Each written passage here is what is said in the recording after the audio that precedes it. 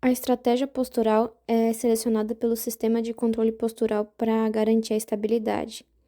A estratégia de manutenção da postura ereta define como o sistema de controle postural controla a instabilidade causada por um movimento da base de suporte ou do corpo. Alguns estudos eles demonstram que na postura ereta parada, as estratégias de regulação do equilíbrio se baseiam no controle de movimento de algumas articulações. Então, para a direção antero-posterior, três estratégias são conhecidas: a estratégia de tornozelo, estratégia do quadril e estratégia do passo.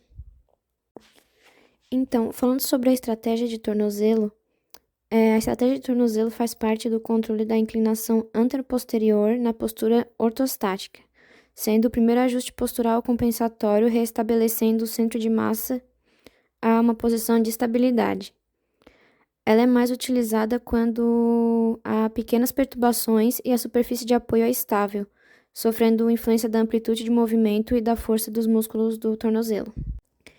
Na estratégia de tornozelo, a ação estabilizadora predominante envolve a geração ativa do torque do tornozelo.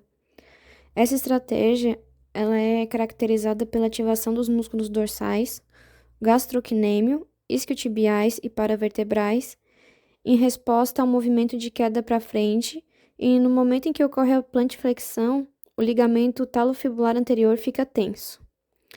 Então, em essência, o corpo é controlado para se comportar predominantemente como um pêndulo invertido de elo único, com a rotação articular ocorrendo principalmente no tornozelo.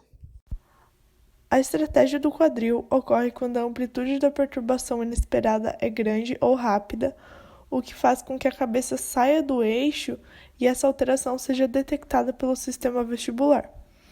A base de suporte aqui é estreita e a cabeça e o quadril se movem em direções opostas.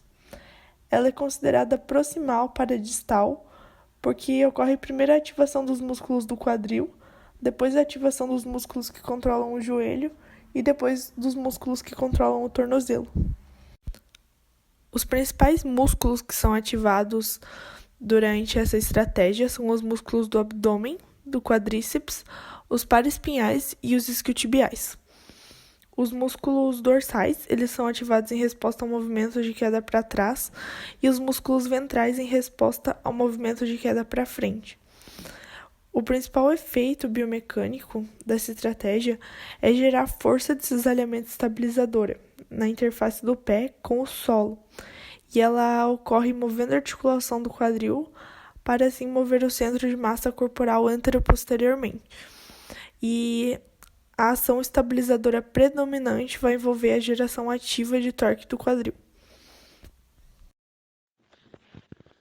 Quando as estratégias do tornozelo e do quadril são insuficientes para recuperar o equilíbrio, um passo é utilizado para realinhar o centro de massa.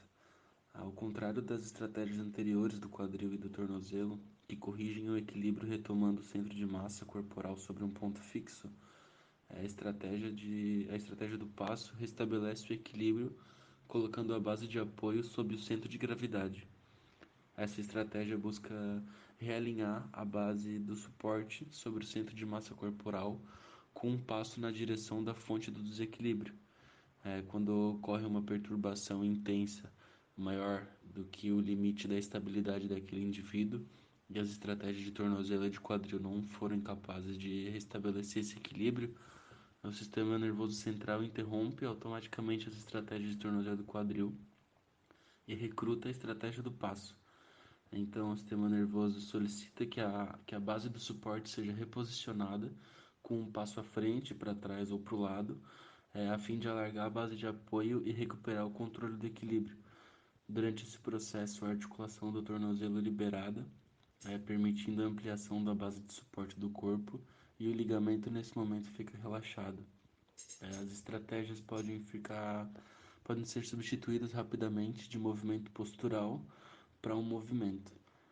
Vai sempre depender das limitações de cada corpo, da posição inicial do corpo, das informações e lembranças sensoriais daquele indivíduo e das condições da base, do suporte e do ambiente que ele está inserido no momento do teste.